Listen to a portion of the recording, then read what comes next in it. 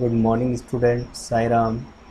I hope you all are good and doing well in your studies.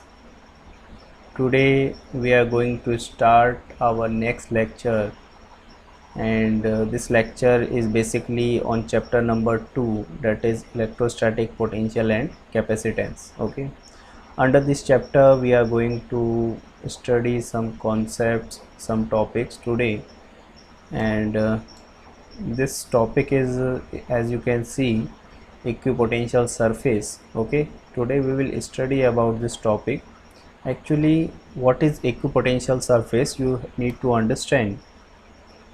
Suppose if we have any particular charge particle that is kept at any particular place, and this is your point charge, and suppose this charge particle is at equal distances from a particular surface, or you can say it is placed on the center of a sphere, then you can understand that this surface or every point of this surface is at equal distance from this point charge.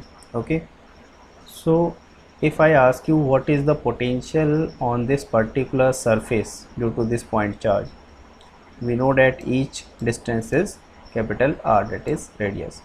Then you will say that potential at the surface is given by the formula, that is K into small q whole over R. Okay, so we can understand that charge is constant. This small q is constant for every situation or for every particle of the surface, and this distance is basically same for each particle of the surface, because due to geometry it is equal to radius R. So we can say that on this particular surface our potential is same for each particle, and that is kq upon R. So for a point charge we can say the sphere, this particular spherical geometry is our equipotential surface. Okay, similarly if I ask you, suppose you are given a linear charge. Okay, now you can understand what is linear charge. That is a rod, a metal rod having some positive charge or some negative charge. Okay, if I ask you to draw equipotential surface, or that surface for which potential is same at each point, okay, then you will say its equipotential surface will be like a cylinder. Okay, so this is what our equipotential surface for a line charge. So here in this PDF you can also see that equipotential surface are drawn like this, and for the first surface you can see this is your first surface, potential is same, that is V1, and for the next surface the potential is V2, and the third one potential is V3, and for the last surface is V4.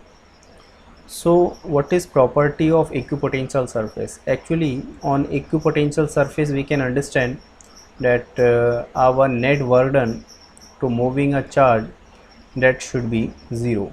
Why it should be 0? Because if we have any particular equipotential surface, like for a point charge if we have a sphere, okay, and suppose if another point charge plus capital Q1 is kept on this sphere at a particular position, say that position is point 1, and if you want to move this Q1 from point 1 to point 2, then how much work you have to do? Then you know that work done to shift a particular charge from one position to another position is given by q times, that is that amount of charge which has to be shifted from position 1 to position 2 into potential difference of these 2 points. Like for here potential difference of point 1 and point 2, that will be V1 minus V2, and we know that V1 and V2 both are same, so our work done will come out to be 0.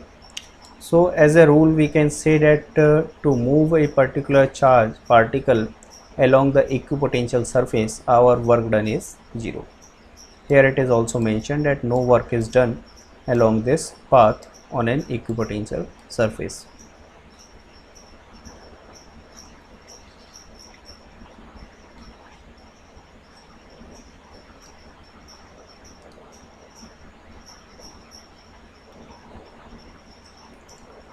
Now we have one more topic, that is calculating the field from the potential.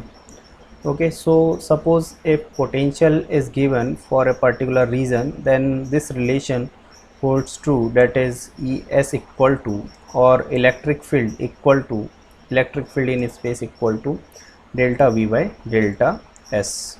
Okay, or if we want to talk about X, Y and Z component, then we can say that electric field Ex along the x-axis is given by minus times of delta V by delta X. Okay, similarly here also we can say that our Y component of the electric field is delta V by delta Y.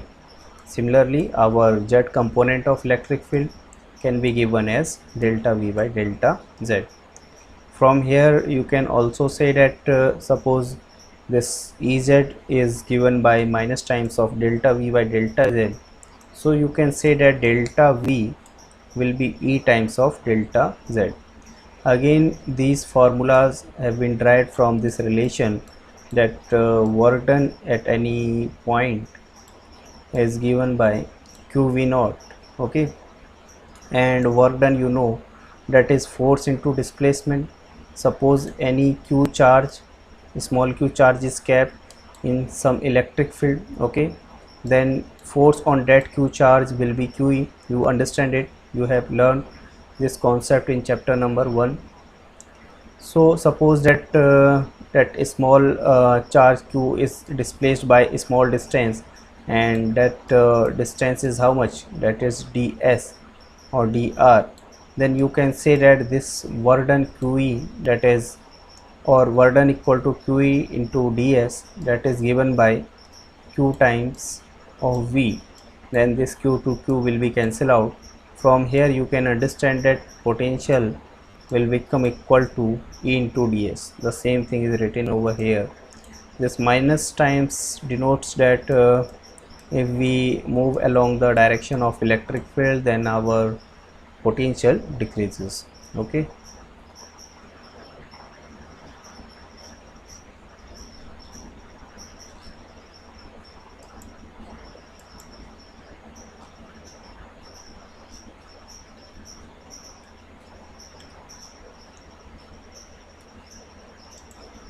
so here we have some interesting case, that is we have a plate and you can say charge disk as well, and this plate is basically having some charge, and this charge is distributed on its area. Suppose its surface charge density is given by sigma. Okay, so due to this disk we have to find the amount of potential at this particular point P. Okay, so how we will calculate this? So try to understand what we have done for this.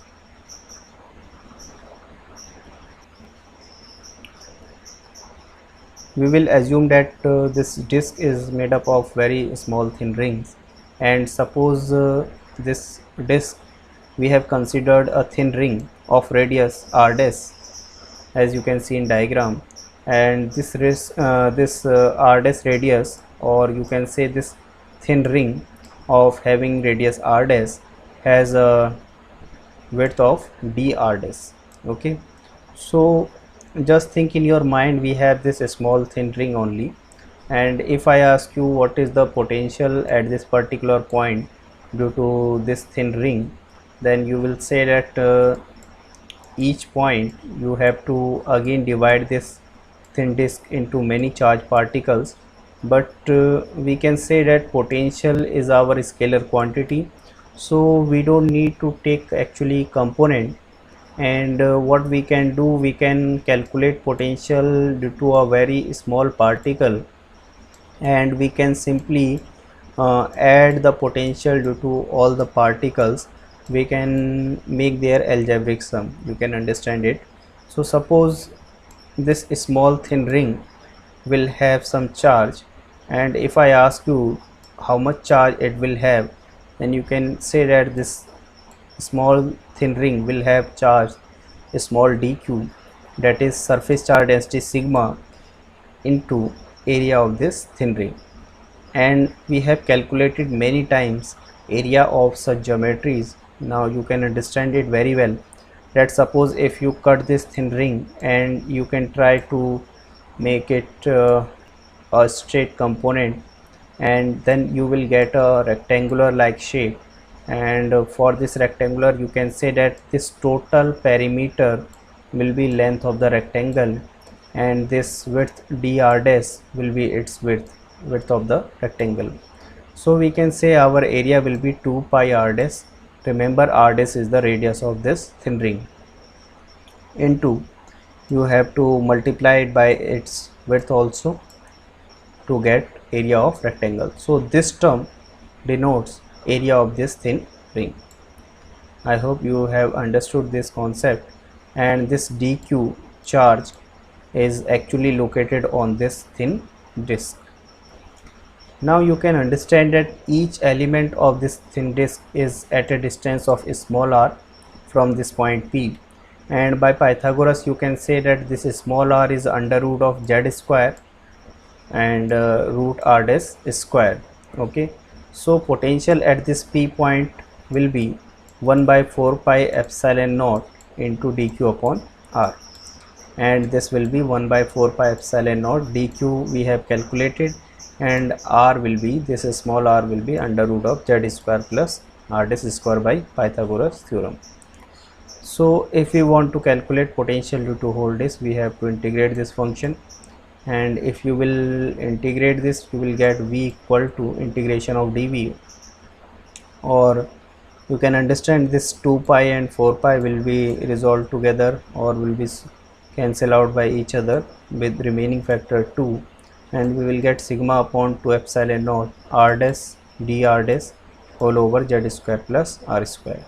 If you will integrate this, you will get this expression, that is sigma upon 2 epsilon naught under root of z square plus r square minus z.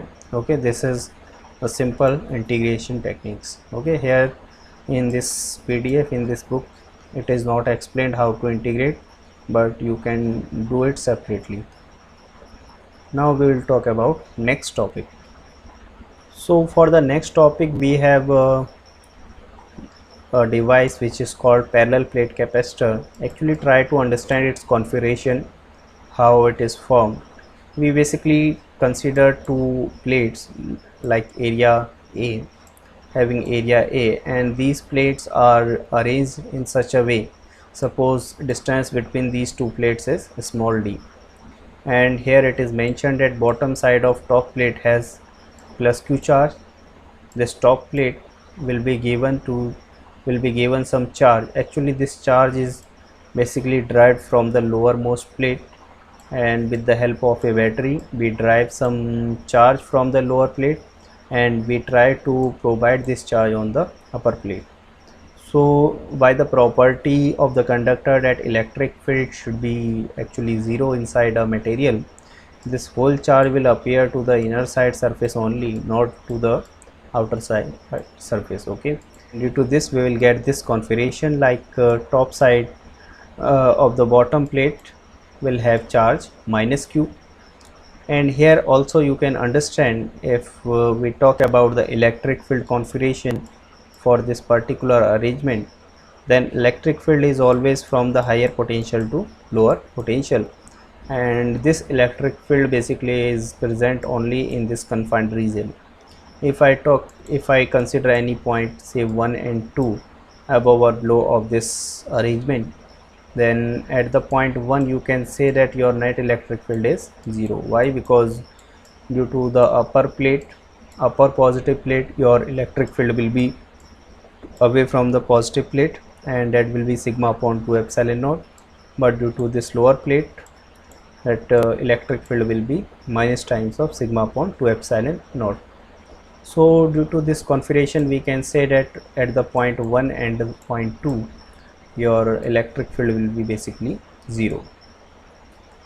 That's why we use a capacitor only to get this energy in a confined region.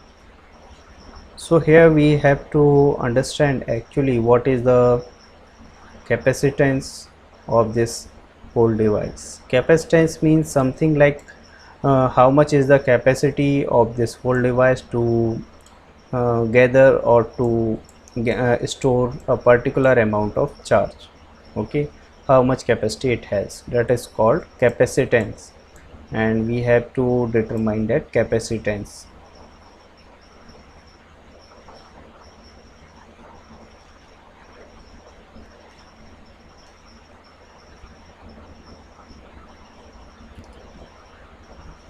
Here you can see more clearly that this bottom part has a positive charge and this upper portion has negative charge, and electric field exists in such a way in form of arrow, and due to this configuration of charge particles. Okay, and now we will try to find this capacitance.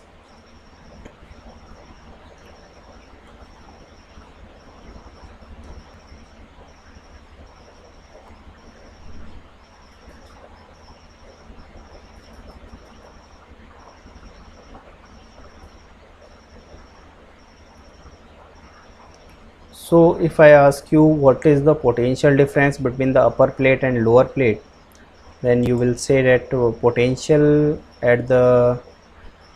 difference between upper plate and lower plate is given by V equal to, or you can say V equal to E dot ds, as this relation we have learned just now, that potential difference between two plates is given by this relation, that is E equal to E dot ds, that is dot product of these two parameters.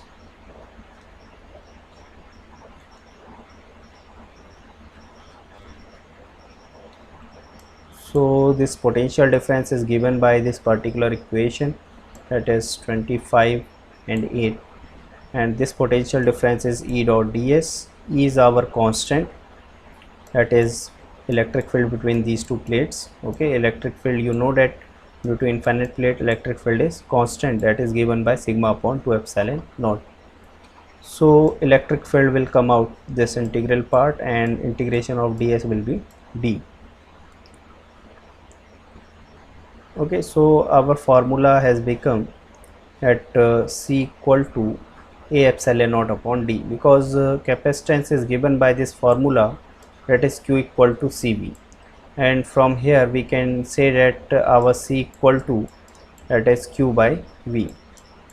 Okay, and with the help of this equation we can say that our electric field is basically sigma upon 2 epsilon naught, and if we place this value of sigma or this value of E, okay, we can get this relation, that C equal to A epsilon naught upon D for parallel plate capacitor.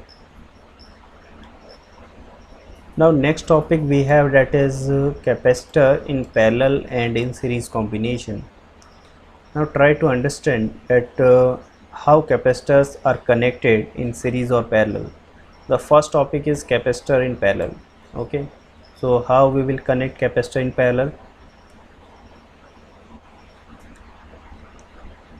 As you can see in this diagram, one battery is given whose polarity is positive and negative in such a way as shown in diagram, and one capacitor of capacitance C3 is connected at this plate or at this position, and second capacitor C2 is connected at this location, and first capacitor C1 is connected at this point. Okay, now we want to calculate total capacitance of this combination. So this is called parallel combination. Remember, there are two important parameters for parallel combination, and these parameters are two capacitor, two capacitor will be called in parallel if they are one terminal or their terminals, okay, are connected at the same end of a battery, and other terminal together are connected with other end of the battery. First condition. and they should be joined in this way, like the charge that is transferred to these different capacitor is distributed in such a way that potential across each capacitor is equal. So if we talk about equivalent circuit or equivalent diagram, then we can write it C equivalent, and for that suppose a net charge is small q.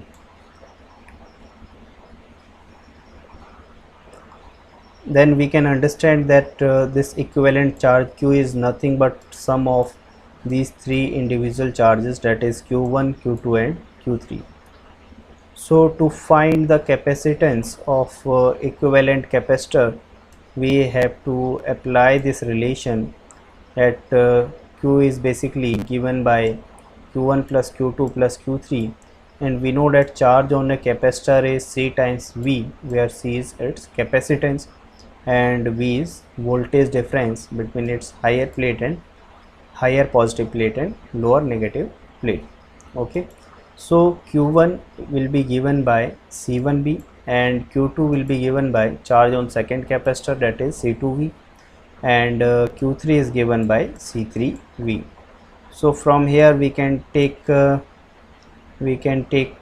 potential or voltage common, and we can write it C1 plus C2 plus C3, and we can say that our C equivalent is nothing but q by V. Okay, net charge or total charge divided by voltage, and voltage is same. So basically it can be written as C1 plus C2 plus C3. From this equation, this V will go to the denominator side, q by V, and remaining term will be C1 plus C2 plus C3.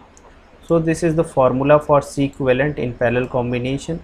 If we have n capacitor, then we can write that C equivalent equal to summation of j equal to 1 to n C j, or you can simply say that C equivalent equal to C1 plus C2 plus C3 and so on. Okay, suppose if you have 5 capacitor, then you can write it up to 5 terms like C4 and C5, so on.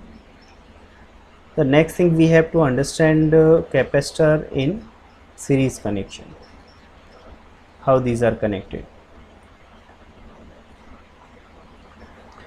Again, for series connection also you can say that this capacitor or these three capacitor will be called in series if they are connected to a battery in such a manner, like the first terminal of the first capacitor is connected with positive terminal of the battery, and second end of the capacitor or second terminal is connected with the first terminal of the second capacitor. This is the necessary condition.